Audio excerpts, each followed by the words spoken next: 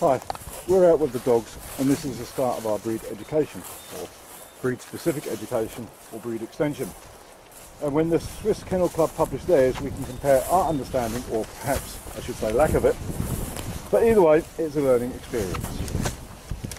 The breed standard is a picture in words of the ideal dog, and this breed education is aimed at the first time puppy owner, the breeder and the experienced judge.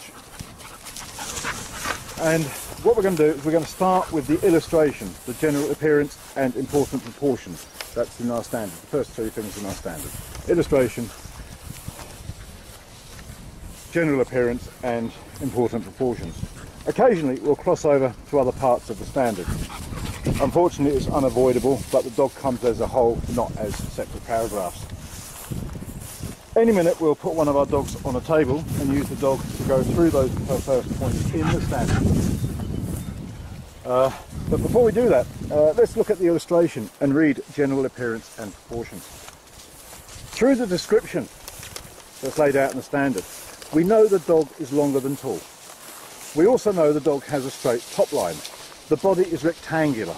This tells us it's a straight top line. And this is further reinforced in the standard further on, where it says horizontal back. And the illustration shows us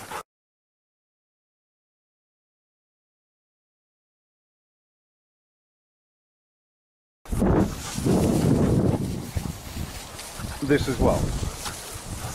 All pretty straightforward so far. It also says that the ideal Berger Blanc is medium size. Therefore, it's medium size, and males range in size from 58 to 66. So therefore, medium size is actually 62 centimeters. Females range from 53 to 61. So the ideal size and the ideal dog is going to be about 57.5 centimeters. That's what the standard is telling us without even looking at the dog. Now, if we take a look at the breed extension that comes from Australia, that the Australian Kennel Club have issued, and this is used to educate both judges and breeders in Australia. In their breed extension, they've got ideal size as a maximum size. And how can that be?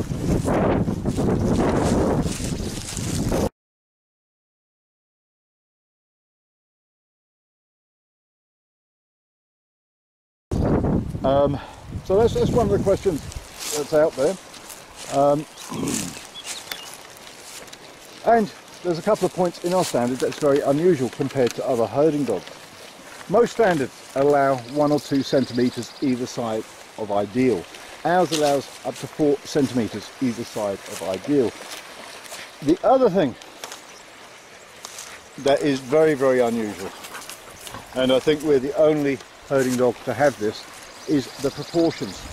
We have a very long herding dog. Most herding dogs are square or a little off square, with proportions, for example, of 9 to 8, 9 long, 8 high, 11 long, 10 high. Our proportions in our breed is very specific, 12 long to 10 high. It's a very long herding dog, if not the longest herding dog.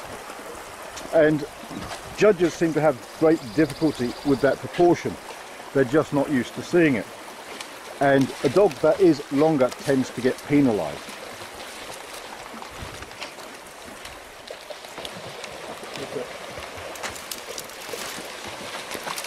That's it.